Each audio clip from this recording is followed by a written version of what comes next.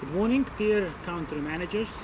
Normally I'm at my gym in this time of the day, but today I am having the breakfast in this spectacular place to be able to give you more effective speech. So, as you know, we are going to introduce new financial key performance indication system to the company, and our company is globally very spreaded company, and nowadays we are aiming to explore other opportunities as well. So now we are, as I said, the reason we are going to introduce new financial performance indication system to be able to have a more sophisticated system in place to see our financial performance of the company across the board. So I will give you about the process of the new system. I will give you the context about the new system.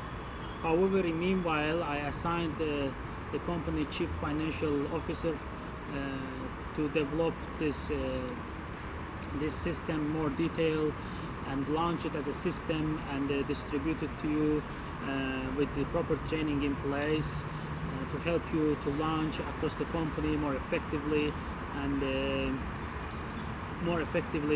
timely, of course.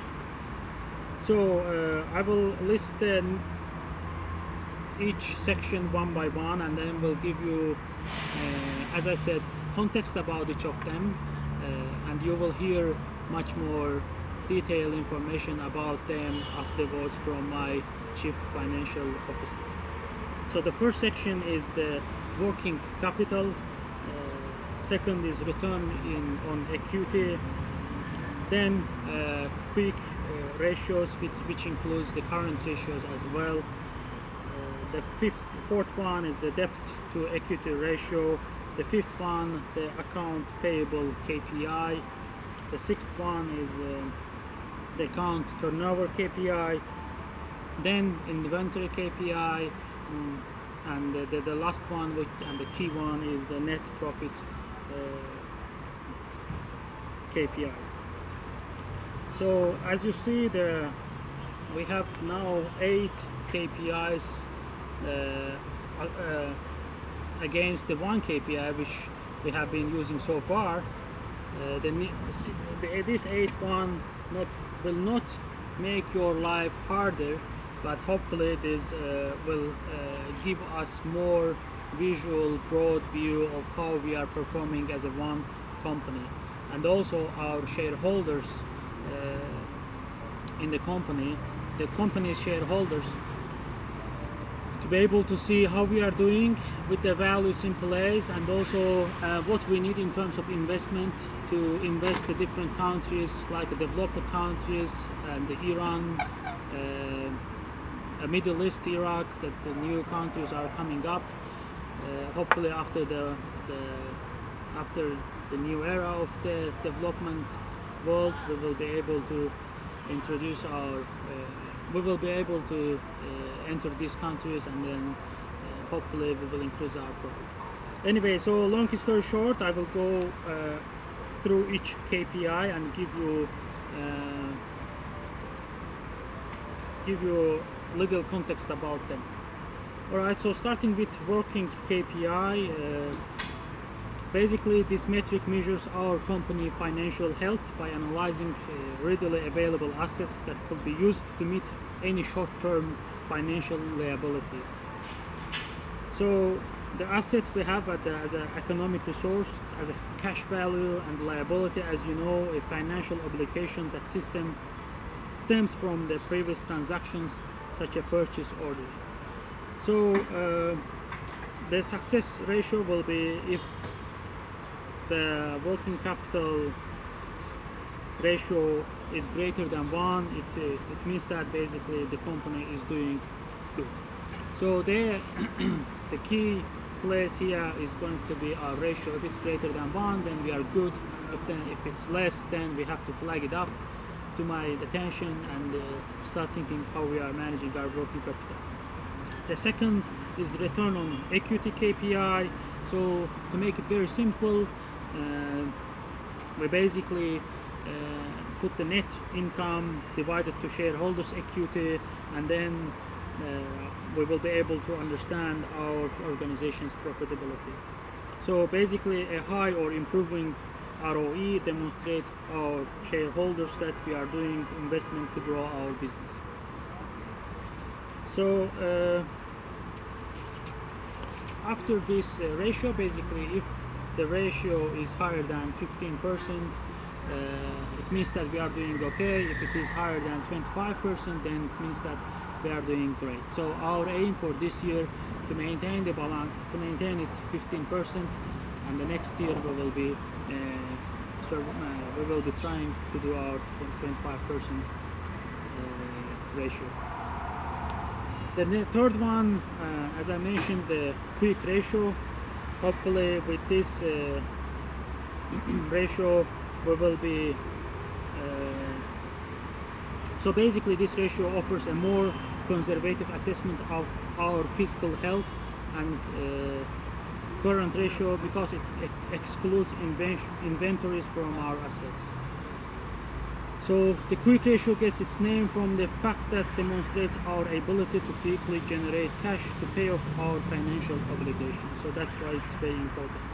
So for example, if our organization have large amount of account receivables, causing our quick ratio to be low, while our financial health is actually quite strong.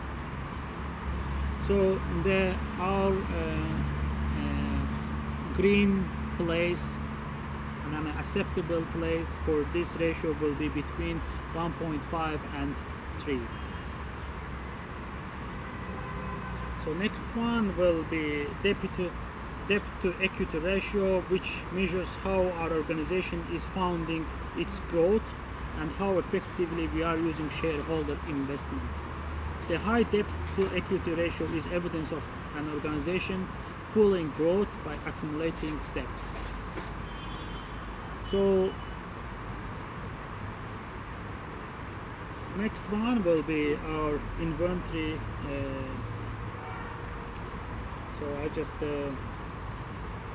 The next one will be the account payable KPI, which measures the rate at which our company pay off suppliers and other expenses.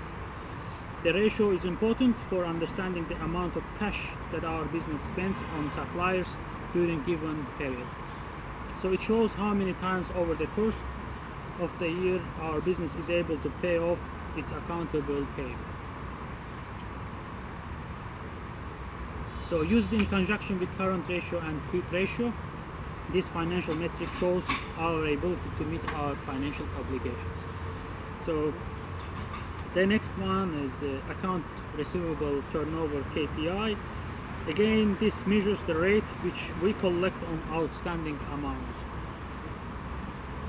So monitoring this metric is essential to ensure that our accounts receivable is collecting on bills in timely manner. So this KPI is an essential piece of understanding our organization's cash flow process. So basically, the higher this KPI, it means that we have a good, strong cash flow process. The less, it means that it's less respectively. So inventory turnover, that's the key one, because in today's world, logistics plays essential role in our business delivery.